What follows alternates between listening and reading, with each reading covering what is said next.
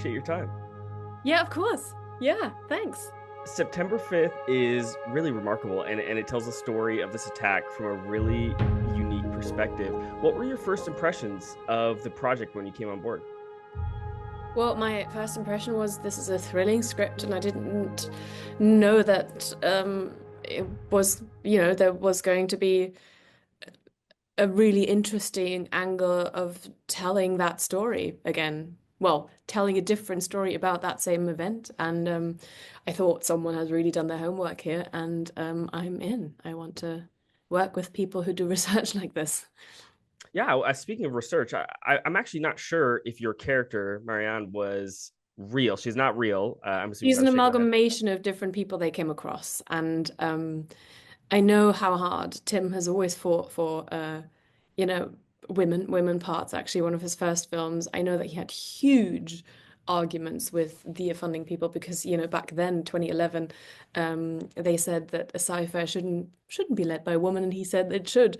So for him to make a film about, of course, a heavily male-dominated set and setting, he's really wanted there to be a female character, and I think it's kudos to him and Moritz Binder, his co-writer, that this character Marianne Giepard does not feel shoehorned in, and she adds such uh, an essential layer to the story, which is a particular perspective or view on a certain kind of post-war Germany. Hmm. So that it's very clever. And also, it's like an homage to she's a little bit of a um it's like a fun there's so many fun feminist moments in there. There's a scene with a coffee that has a punchline, and she gets to be the hero and, save the day a lot of the time. So I think I really appreciate the female character that they wrote. Absolutely. And even though the character is an amalgamation, did you find it necessary or helpful to do much research of your own, considering how Oh much? yeah.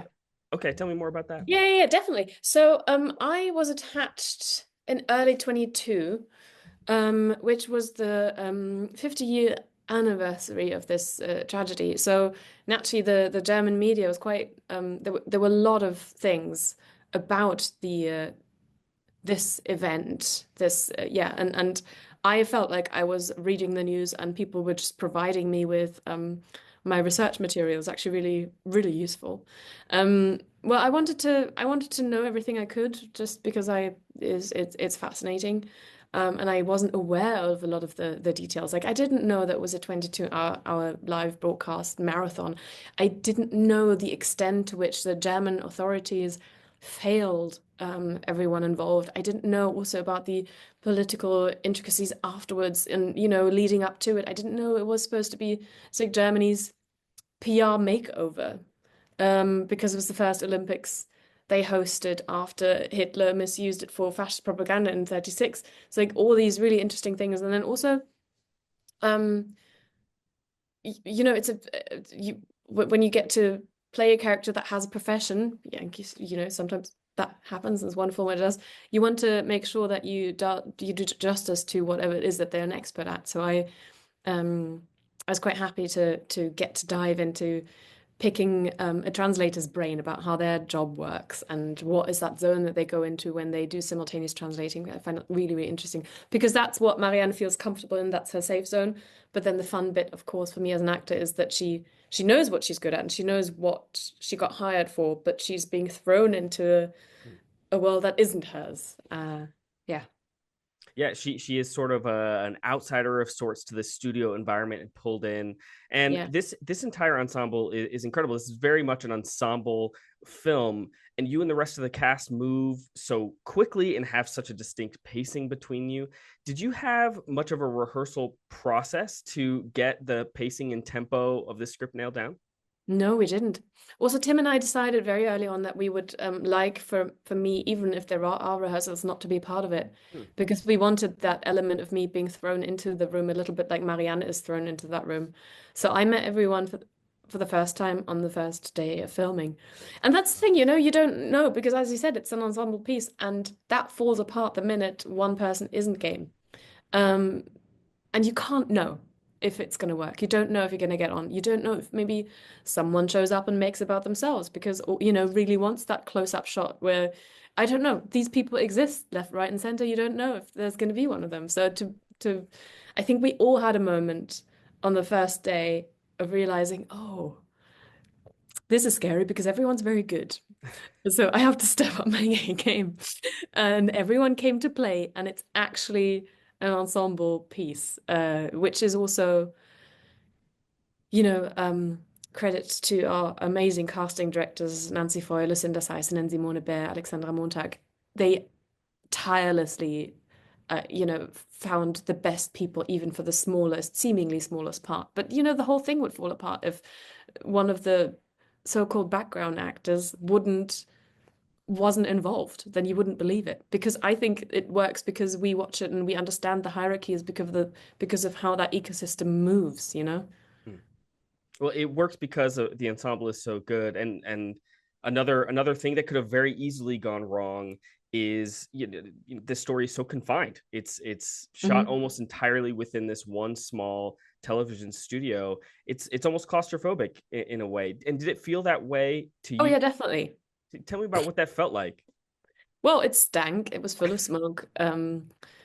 It was exciting when we were rolling, but then the bits in between, it was very crowded. Julian Wagner, our production designer, built that studio within the, you know, Bavaria Studios, after the blueprints of the original ABC studio. So it was small, and it was full of people and actors, and then we had our crew on top. So that was a very tiny space, and it was those and Tim, love him to bits. He is relentless.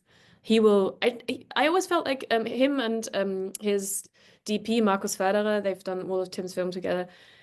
If no one told them that the day was over and they had to go home now, we would probably find them in the exact same spot the next day. You know, because they are so obsessed by wanting to make film by shooting. So I was always very relieved when our lovely first AD said, "And it's a wrap." I was like, "Oh, okay, get to go home, have a shower, and rest." Well, how did that relentless sort of pursuit of this film help you find your performance? Well, I think it's the reason, of course, it's the reason the film is what it is, because also that relentless attention to detail and his obsession with wanting everything to function, wanting everything to work for John Magara to press a button and something to appear on the screen. To, you know, this film wouldn't exist if Tim wasn't as relentless as he was. And also, you know, his insistence on having to have the footage uh, from ABC, the, you know, getting the license for that, like that was really tricky. Up until 2 weeks before we started filming, we didn't know if we were going to have it. But Hmm. I know that Tim threw a little tantrum, said, "If we don't get Jim McKay, we're not making the film." And, you know, luckily we got it. Well, they got it. Our amazing producers got it. But that was, yeah, it's very helpful to have an obsessive director. Hmm. Incredible. Well, some of the most powerful moments in the film are when it's asking challenging questions about what's right to show and Mm. what's right to focus on with the news. How did working on September 5 give you a new perspective on news and how we consume it? Well, the thing is, I come from a household, like I grew up entirely without a TV, and my parents are very critical of the idea of having a screen in a living space.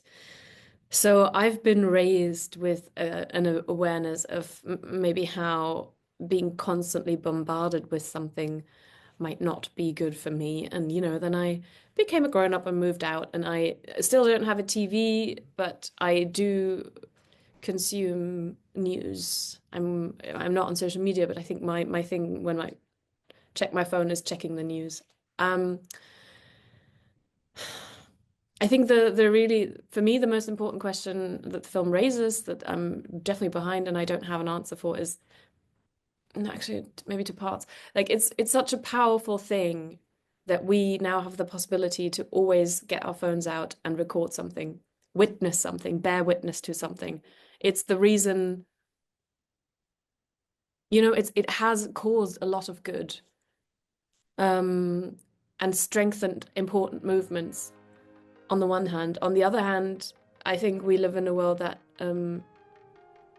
that is constantly bombarded with violent images, and Peter Sarsgaard talks about this a lot, and what he says he loves about the film is that, the game's continued, and that says about something about our human ability to disassociate.